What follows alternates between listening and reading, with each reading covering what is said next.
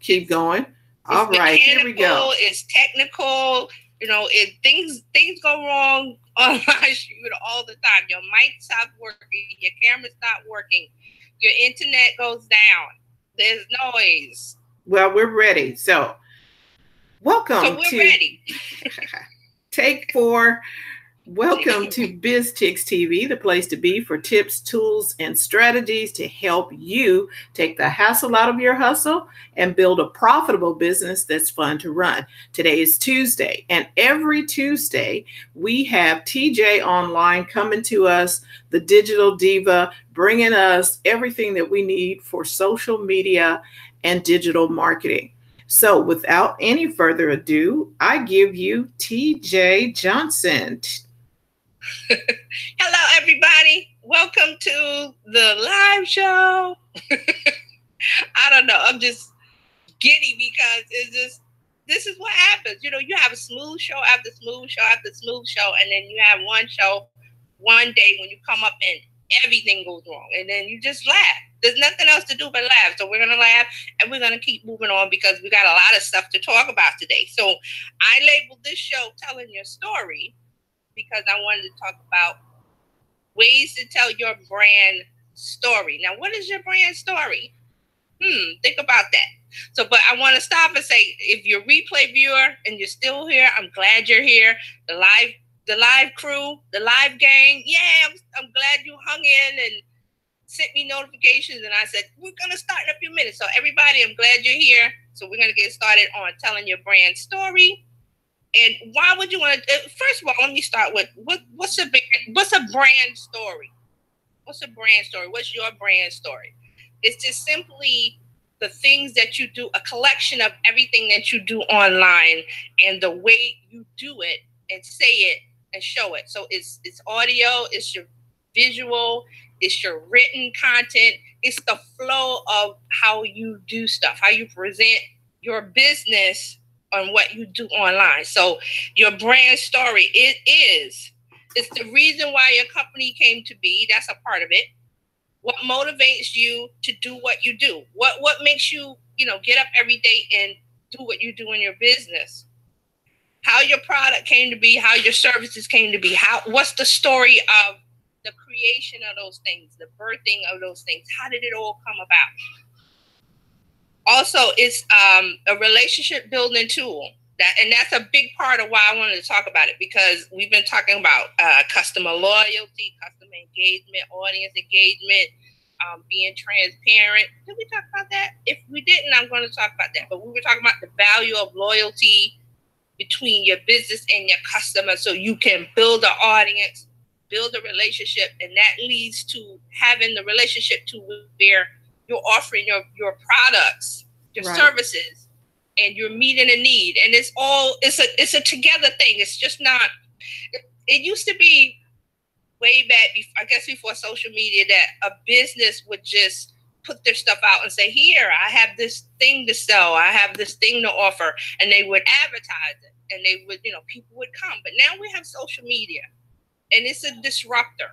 It disrupts everything. So now the way that you bring in customers, the way that they come in is different, because like we said before, they're busy with social media. It's this nice shiny toy.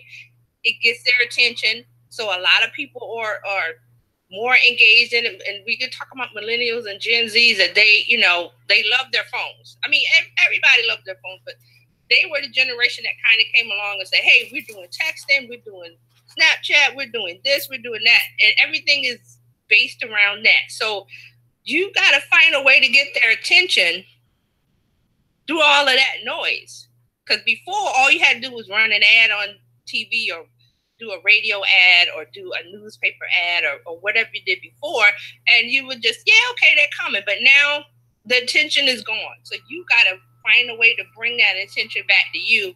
And telling the story of your brand voice and everything that you're saying is a way to do that. That's a way to do that. Okay, wow. So what brand storytelling is not, I wanted to get this clear, it's not a blog post. It's not your about page. It's not a PR stunt. It's not a viral video. It's not, I'm going to talk about me, blah, blah, blah. It's really not that. It's more of what are you saying online and how you say it consistently. And a good example of this just came to me is Wendy's. Have you followed Wendy's on Twitter or Instagram or anywhere online? They have their social media team. They have a humorous take on everything. It's kind of snarky, but not mean snarky. It's kind of funny snarky. And they comment on all kind of current trends and topics.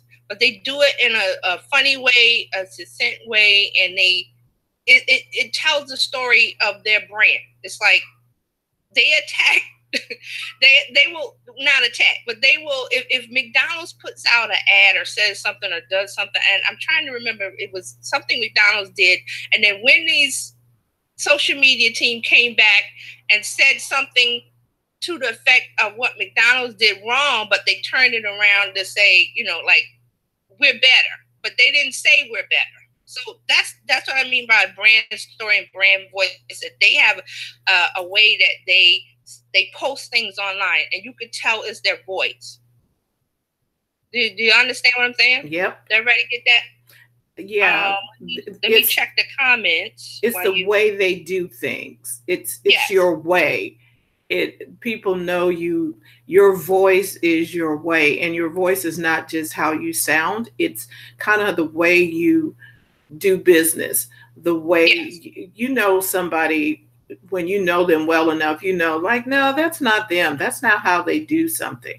So, right. It sounds wrong. And that's how you can tell, especially if a big corporation has they usually have big social media teams where they have several people tweeting as the business. But they all tweet things that are written by, another, whoever position it is to write the post, and probably a copywriter or whoever. They write stuff that sounds the same. They don't write like a funny thing or a sad thing or this. It's all, if it's funny, it's all funny. But they write it in a way that it's the brand, it's the business.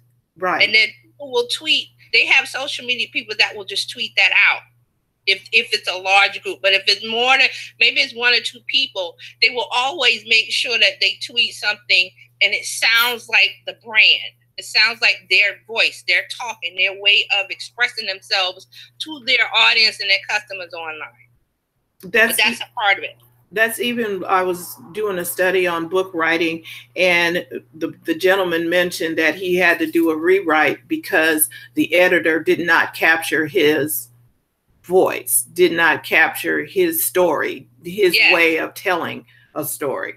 Yes. Exactly. So that's a good example of a writer. They will write a book with characters, and they know how the characters talk to each other and how they, they have internal conversations, and, the writer writes that because they're in the mind of that character. So the same kind of thing with brand voice, which is a part of your story. Right. Because all of this ties in. It's not just your logo. It's not just your brand colors. It's a collection of all of that. So you want to tell that story because it will break through the noise, and you're being consistent with the way that you interact with your audience online. Like, they know that's you. Like, they know that. So that's a part of the story is the voice, and it's a very important part of it. Right. But I just wanted to say that people think, well, I wrote an about page. That's my brand story.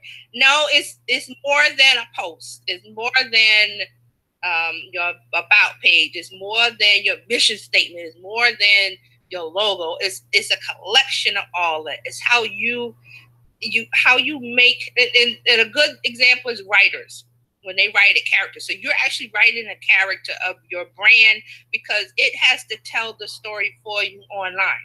If that makes sense. Right. It does. Okay. And it's not just a video. It's not just a post. It's not just this. It's a collection. It's a puzzle. When you put it all together, all those pieces together, it's a puzzle that's completed. That's a good analogy. Yeah. And then it has to resemble you. Right. Because it's good writing. It's good It's good writing, it's good copy, it's the sound of your voice if you're doing podcasting, it's the way your posts look. On Instagram, you'll see people that have Instagram feeds that they focus on one color. That's a part of their brand story. So I've seen a lot of, and especially I've seen a lot of women on Instagram that if they're women entrepreneurs, they use a lot of pink. So their pictures will have a filter with pink, or they'll have something pink, and everywhere you go, they're pink. So I'll look at it and you go, okay, that's a part of their story. Right. So it's more than one piece. It's like a whole big grouping of stuff. Yeah. Okay.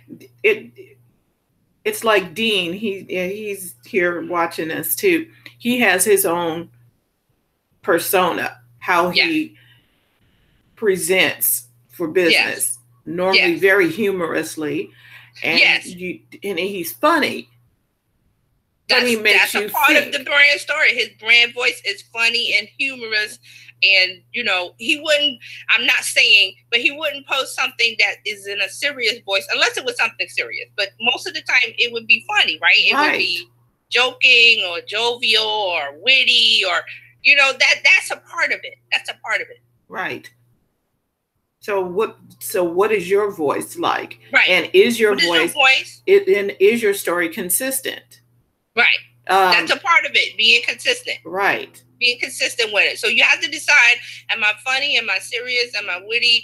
Am I going to do comical stuff or memes or gifts or this? It's all of that, but you'll pick one of those things and that'll be consistent. And that'll be a part of your story, because the brand story is who you are, what you do, who you do it for, and why you do it. And how you do it. The how you do it is the part when you get on social media and you post pictures and memes and gifs and GIFs, whatever, how, you know, there's a discussion about how to pronounce it. But all of those things, you need to have a voice first and decide which way you're going to approach it. And that's the road you're going to go down. Even when you do social media or podcasting or writing a blog post or anything that you're doing. It has to be the real you. Yes, it has to be the real.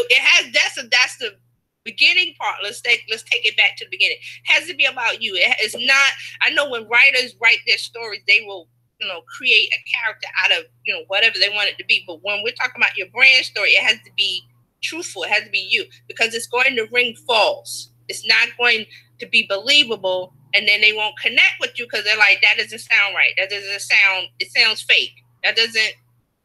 So, and I know a lot of people have trouble with, okay, I want to create the image of a brand, you know, but be real in what you're doing. Be you know, authentic. if you're having a down day or you're having an up day, you're going to do both. Like, you will never see me post stuff about cats and lollipops. That is just not my... Don't like cats and lollipops. I mean, I like cats. Right. But I'm not going to post about cats and lollipops and unicorns. I'm right, baby, you know, cute, you know, that's a part of what you're doing. So, you know, hey, I'm not going to do cats and lollipops and babies, and that's okay. That's good for somebody else to do. But you have to decide, hey, part of my brand story is I do this. And a good example, I use Donna Vegan Travel all the time, because she has a great, I just love her topic, her genre is vegan travel. It's travel, but that's too broad. So she's taking it down to vegan travel, which it's a growing niche, and it's exciting because it's travel. So she can do a lot of stuff with that as far as brand voice. Right. You know, brand voice and brand story. She can tell the story of, why did she decide to focus on vegan travel? Because people go, well, I'm going to do travel agency, and they do everything. And we said this here before, you don't want to do everything. You want to niche it down because you get a core target audience. So she has one, because vegan travel, people who travel, who want to have vegan experiences with dining and even beyond dining. It could be, they want to stay in a room that doesn't have leather. You know, it can go deep. And a true vegan needs somebody like Donna to help them find that. Yeah, to find them, because you're thinking, well, I want to go to Italy, but I want to go someplace where, you know, I'm going to have the greatest vegan experience. And there's different levels to this. So it could be someone who says, well, you know, I want to have vegan meals and I don't really care about the rest of it. It could be, like I said, someone who wants to stay in a place that doesn't have leather or doesn't do this or doesn't, because there's different levels to it. But she would know that because she's knowledgeable. So she would talk about her story about why she decided to focus on that. And it has to be real because she has to live, you know, that kind of lifestyle. You have to live it because you have to know it. They're going to know right away if it's fake or if it's a false note or if it's phony or if it's not real. They're going to know. Right. And you have to be true to yourself. You can't switch up the game later on. You know, you're here one way, and then when you get in person, you're totally somebody else. Right. That's not authentic. Because see, your brand story is going to be the connection between you and your audience, and they're going to turn into customers if you're doing everything right. You know, because it's not, like I said, you're not crafting a character. And you what you do offline should connect to you online. So when I finally meet you online, I should have the same experience that I had with you online, and vice versa. It should ring true. Everything should ring true. You ever heard, you know, your parents or anybody will tell you what, you know, a guardian, somebody that you know, that has raised you or whatever, they will say, you know, don't lie because you had to do so much work to keep the lie going and keep the lie straight, what you said. Right. So just be truthful from the get-go, and you could pretty much go with that and stand in the truth of that. There's no, okay, I have to remember that, okay, I'm making up this narrative and I have to remember that, I have to remember these facts. No, if you're, you know what you're doing. You started out with your brand story of who you are, what you do, why you do it. You know your why. So everything flows from that. Someone can ask you a question and you'll know right away because you're in it. You're living it. It's you. You know, that it. Yeah. So I want to make sure, I feel like I'm not getting what I want to say out about the brand story. I want to make sure everybody. I really believe you are doing a good job at it because it's a nuance. It's not overtly, it's you, it's your essence, it's who you are. Like we know who Apple is at its core. Yes. And that's due to Steve Jobs being he was not a nice person. He was not a nice person on a human level, but as far as knowing what he wanted, he was spot on 100%. He was like, I want it to be this. I want the edges to be shaped this. I want to use this color. I want to use the specific font. And and people that work with him through all of that time when he was building Apple up, they were like, why do you care about the serif and the sans serif on the font and the look of it? And they would, you know, do stuff. He would ask them to do stuff and they would come back and say, well, here it is. And he was like, no, that's not right. Go do it again. And see, like, and this is good enough. He wasn't doing that for him. He was doing that for the customer experience. Yes. Everything at Apple is all aimed at the customer experience. So when you feel the edges of the computer, when you're picking up the phone, the touch of it, like my AirPod things, it has a certain feel to it. Well, that's Apple's way. Yes. That's the way they do everything. Yes. They're going to ask you, they create and craft with you in mind, even with the swipe of the phone and the positioning of the apps on the phone. They did that for a reason. And I did this experiment. My mom was going to go get a tablet. And I told her, I said, this is what you do. I didn't tell her which tablet to get. I said, go into the store, Best Buy, pick up a tablet and see how you feel when you touch the different buttons. Yes. And what is your experience? Make sure that the buttons you're looking for, which was email, pictures, and something else, make sure that you can find those. Yes. Right? So when she picked it up, she ended up buying the Apple because the other one wasn't user. It wasn't user friendly. It wasn't intuitive. Yes. It wasn't intuitive. And right. So all of that. Apple products, you can pretty much pick up one and kind of get the feel, and you don't have to know a lot of stuff I know about Windows is because I had to work with Windows, and you had to know, well, when X happens, you have to do Y. With Apple, you don't have to know what's going on behind the scenes. You just pick it up and you touch this and you do that, and it's a few buttons. And that's the experience that they wanted people to have. T-Mobile, okay, you see T-Mobile pink everywhere. Yes. T-Mobile wants the customers to have a certain experience.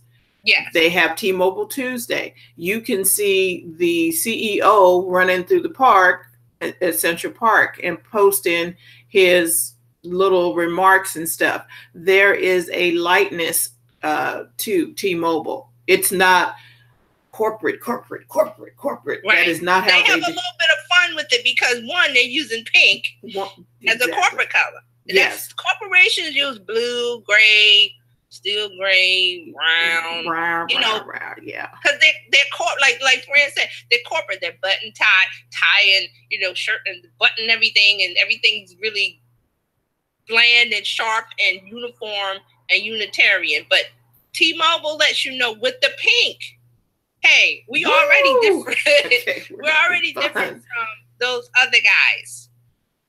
We're already different with the pink. And then, like you said, with the CEO running, and you see their advertising and commercials, all that is part of their brand voice, which ties into their story of why they do what they do. And you have everything looks like the customer experience. That's the end of the line with this. And Richard Branson of Virgin Everything. Oh, he's a good example.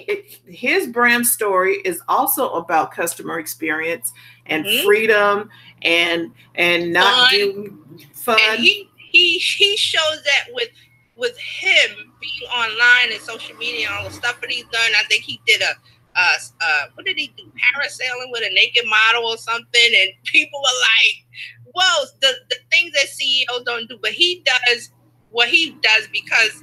One, he's been doing it for a long time, and he's like, "This is how we're going to be. This is how Virgin is going to be as a corporation," And he puts that out and he lives it. But then on the other hand, you have a lot of CEOs of corporations, businesses who don't want to show anything personal and human because they're losing control. That's the bad part of this, is that people think, well, if I put everything out there and just be the story, you just tell the story as it happens. Well, this, that, and that, the good and the bad. They think that's bad because they want, like I said, before social media, they wanted to control everything about you, the customer, about the audience. They wanted to control everything. But when social media came along, they was like, okay, the customer has control of how they interact with your business. They control it now. They control the story. So the only thing you can do is just be transparent, stand in your story, know your why, say why you do what you do, and you have to let it be that way. And they're afraid of that because they're losing control of the character and the thing that they built that's not real. It's not real. There's been a shift. Yes. And a lot of companies got lost in the shift. And a lot more will. Let's talk Toys R Us. Okay, at what point do you not see this? Toys R Us is a brand that did not have to die. I mean, lots of people said it, but they missed the shift. They missed it. But they could have still, at the end, they still could have, because there were people willing to, I think the guy that, what is his name? He has a toy brand, and he wanted to help them out. He has the LOL toys and all of those little I can't remember the name of the toys, but he was trying to buy, help them out at the end because he's a billionaire, and they were like, oh no, whatever. So they still had a chance at the end. It's like you said, the old ways. They stuck to the old ways, and they didn't see the tidal wave that flashed over them, because Toys R Us still is to this. It still has brand recognition for millennials and older. And they can still be Toys R Us. Just be Toys R Us online. Do something. Right. They missed the wave of. Didn't you see the wave of people don't want to get in the car and drive to the Toys R Us? But Toys R Us is thinking people want to bring their kids and play and let them play around. No, because people have busy lives. We say that all the time here. You have busy lives, and they have other priorities. And it doesn't mean inconvenience. And a parent is thinking, I got to pack my kids up in the car and go drive to the standalone Toys R Us. Or if it's in the mall, okay, that may be a little bit better. But the standalone Toys R Us, to let my kid run around and play with some toys, and then he or she is going to want to buy all of these toys, and then I got to spend all my money. No, we're not going. People have all of these things in their home to keep them entertained. The big screen TV, the surround sound, the Netflix, the streaming, their smartphones, the apps, all of those things are competing. They're there in the way of you getting in front of them and getting your business, because that's more entertaining than trying to follow some boring corporate brand who's stuck in the past. And then the type of toys have changed. You know what I mean? You have to tell a different story to get people to interact with the toys. Exactly. And Pat has a good comment. I mean, there's lots of good comments. I just happened to see Pat because we're talking to Toys R Us. She says, when companies like Toys R Us with a good brand go out of business, who owns their name and logo? They still own it. Whoever the owner of the corporation, incorporation papers and all that, it's still there because it's trademarked. So whoever owns that copyright, that trademark, they can sell it. They can sell it. They can sell it. They will probably renew it. It doesn't disappear. It's still there. It's just whoever owns the trademark of Toys R Us and the copyright, those are the real owners. So let's see. What's another brand? ABC has a brand. Or let's go with this. Marvel Comics has a brand. You know a Marvel comic movie when you see one. Yeah. It's the same type of feel in all of their movies. Because they have a good story based on the comics, the comic books that have been around for so many years. They were written. Somebody wrote them. They have a story. They have a voice. They have a look. They have a feel. Colors, the characters talk a certain way. All of that was created in the comic book way back when. So that's why, and a good one is Black Panther, because people think, oh, Black Panther was just written. No, Black Panther's old. It's an old comic book. Old. Right. So all they had to do was take the material that they already had, the voice, what the story is, how the characters act. All of those things were already written. But when we're talking about you as a brand, you don't need to write a fictional character, because that's not going to get you the connection that you want, the relationship that you're trying to build with real people, because you have to be a real person in order to connect with another person. So Marvel, although they write fictional stories, their brand story connects with millions of people. And I'm talking about the age range. Right. They are from people who are as old as the guy that wrote the comics, Stan Lee, who's still doing the writing, and down to the youngest person who's playing with the Ant-Man toys or playing. There is a long history.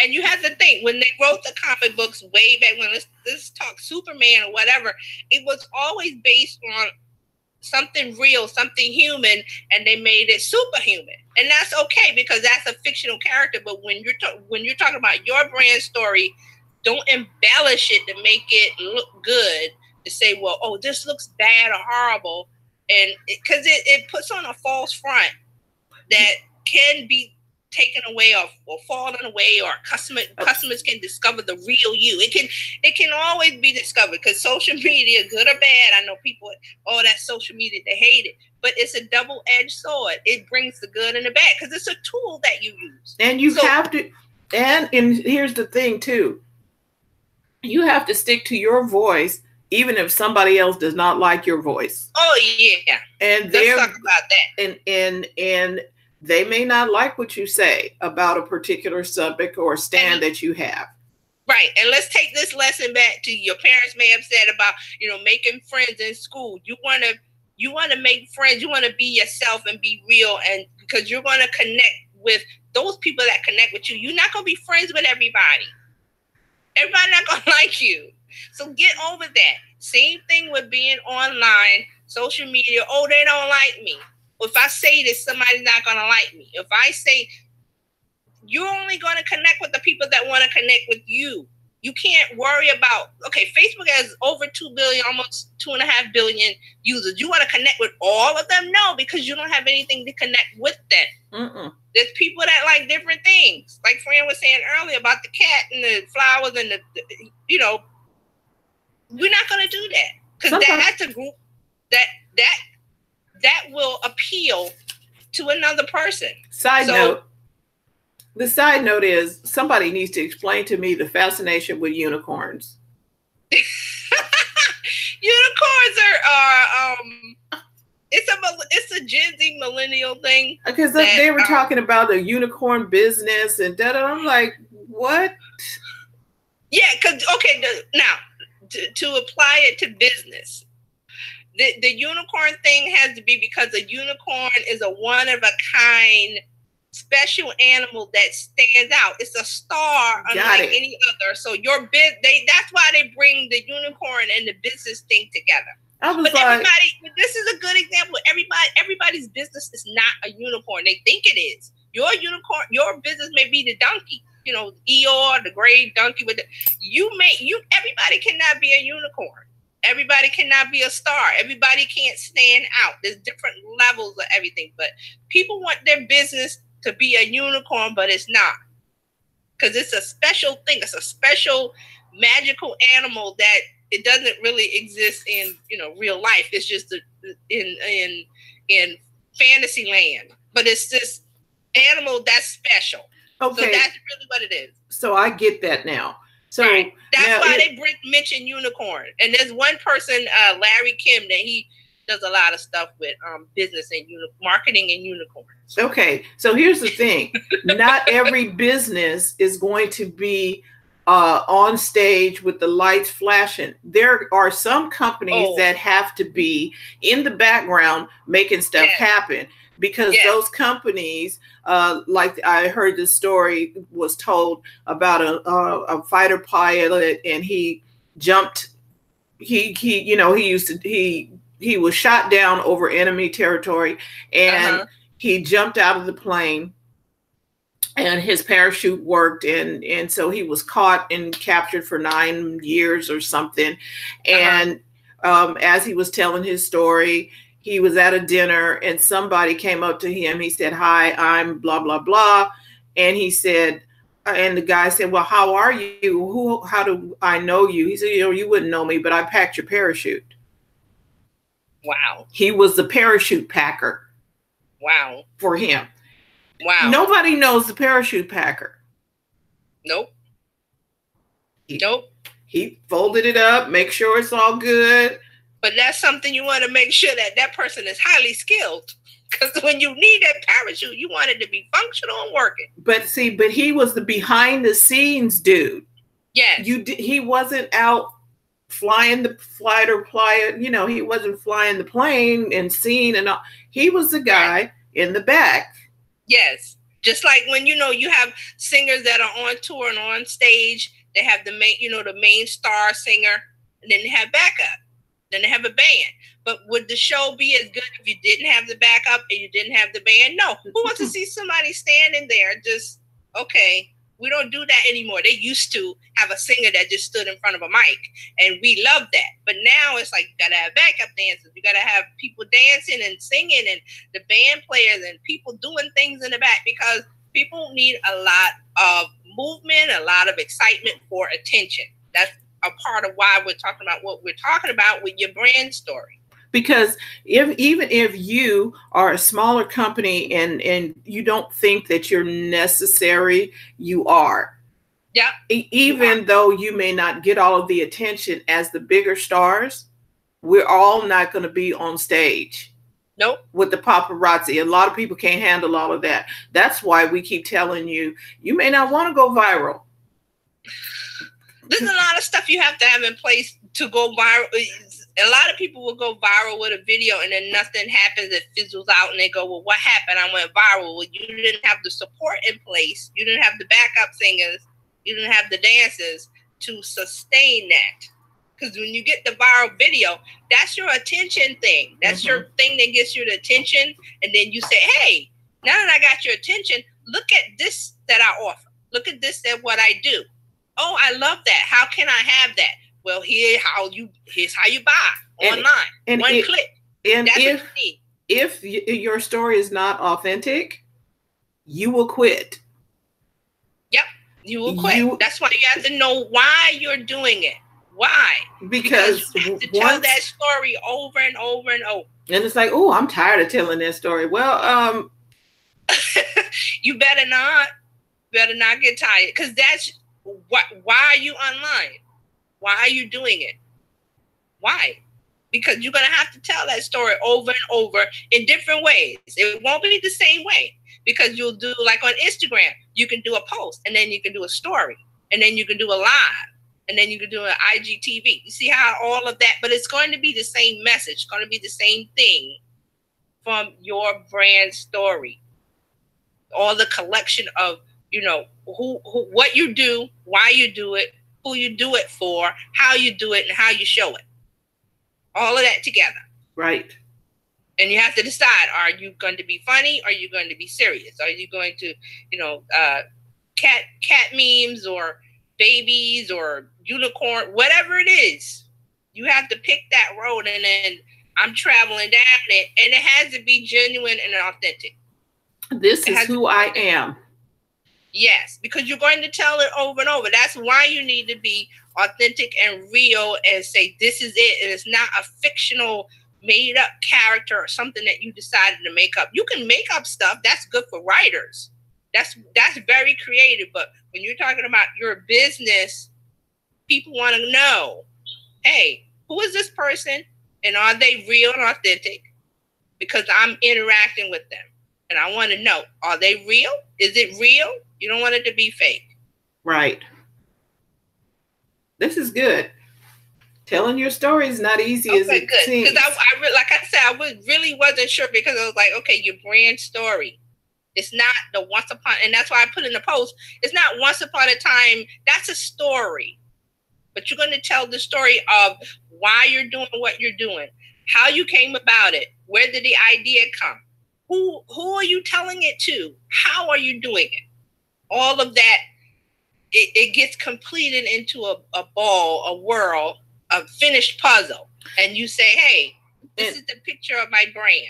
And it's composed of all these little things. The first part of your brand story is your brand DNA, knowing who you are. Yes. At the core. You have to start there. You got to know who you are at the core. Yes. If you don't know that, that's where you need to start.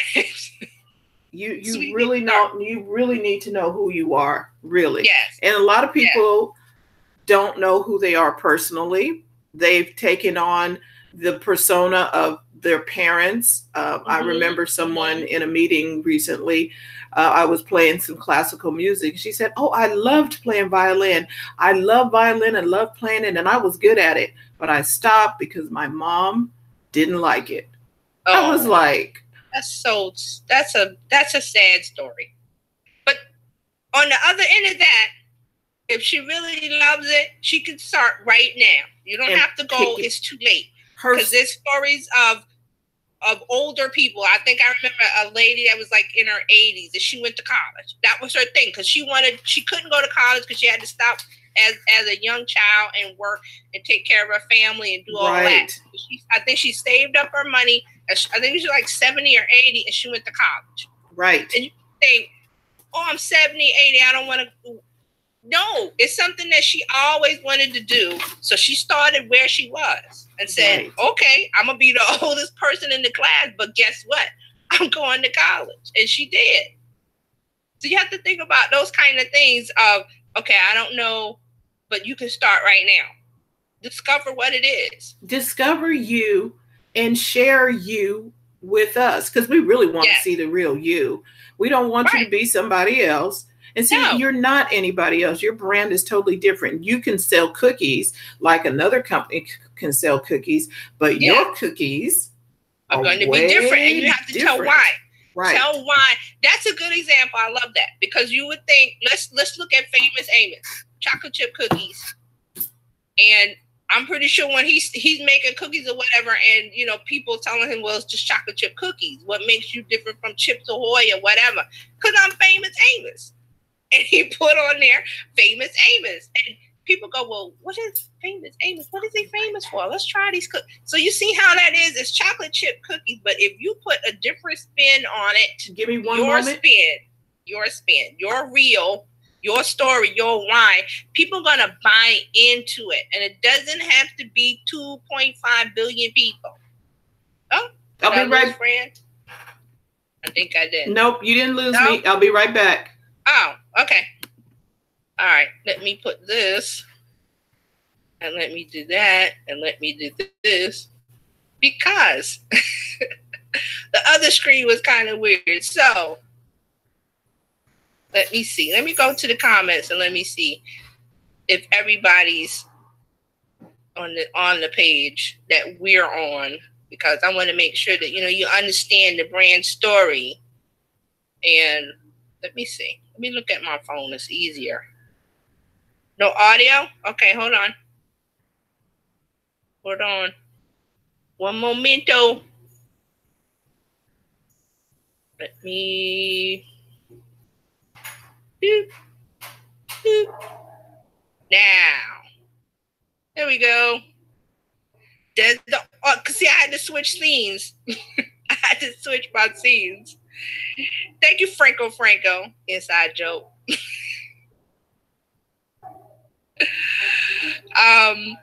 Okay, I'm just going to go back in the comments. Let me see.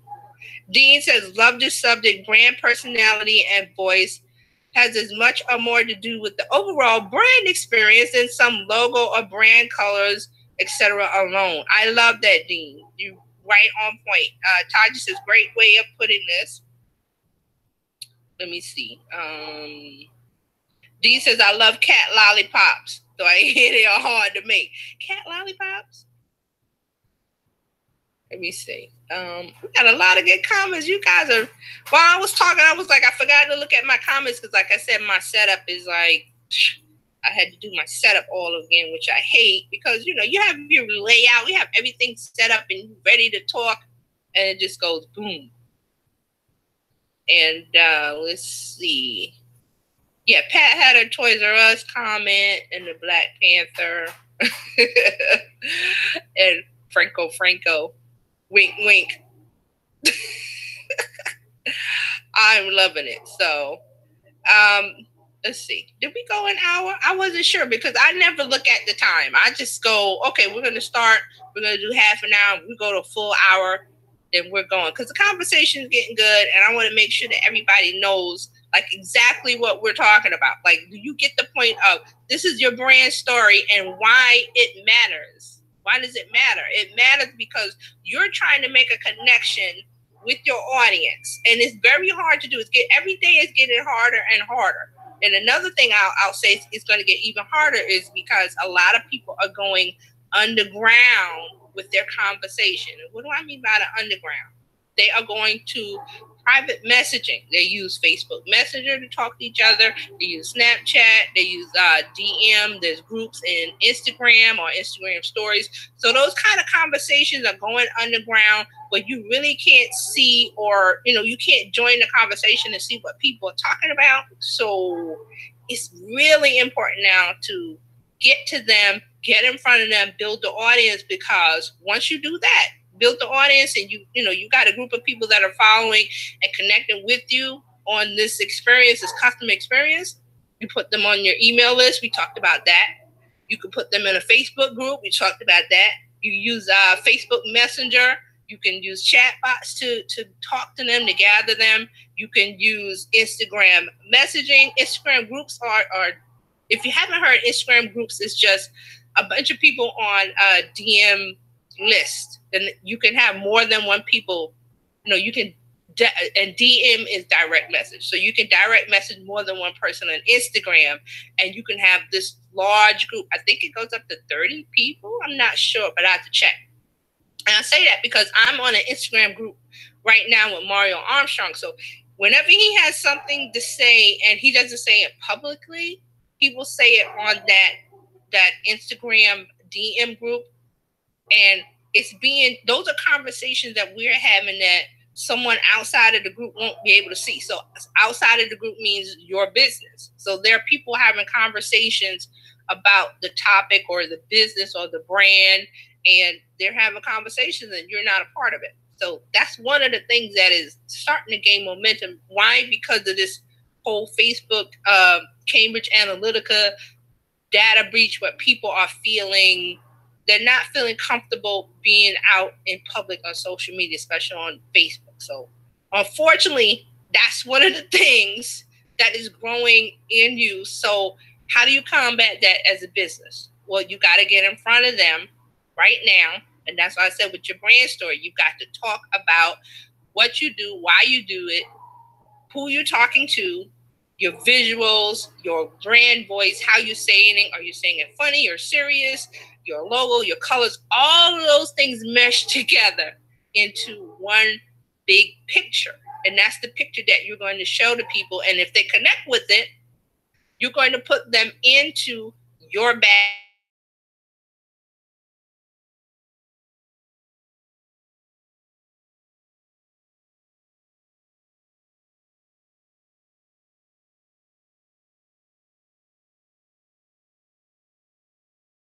About that on another show. Just let me know in the comments. And I think Fran is gone, so I'm just going to wrap it up. If there are any questions, if you have questions, please put them in the comments, or send me, connect with me on the page, Facebook Messenger. You can find me on Instagram. You can find me on Twitter. You can find me. I'm on LinkedIn too, but I don't really use LinkedIn. That's something I got to start using more. But if you have a question, if you have a suggestion for the show, or something you want to talk about that we have not talked about on these Tuesday shows, let me know. And like I said, I'm growing, not growing, but I'm cultivating my group again of Attention Necessary. So you find me at attentionnecessary.com. In that group, I'm going to talk more specifically about ways of getting attention, because I feel like that's the beginning of everything that you need to do to grow online, to get the engagement, to get the customers, to get the audience, all of that stuff starts with attention. So we're going to start talking more about that, ways of getting attention. So join the group, attentionnecessary.com, and I'll take you to the Facebook. So I will see you guys next week. Fran and the Biz Chicks will be back tomorrow. So I will see you all tomorrow or next week or Friday, because we do the Tech Divas weekly wrap up of tech news and social media news on Friday. So thank you guys for watching.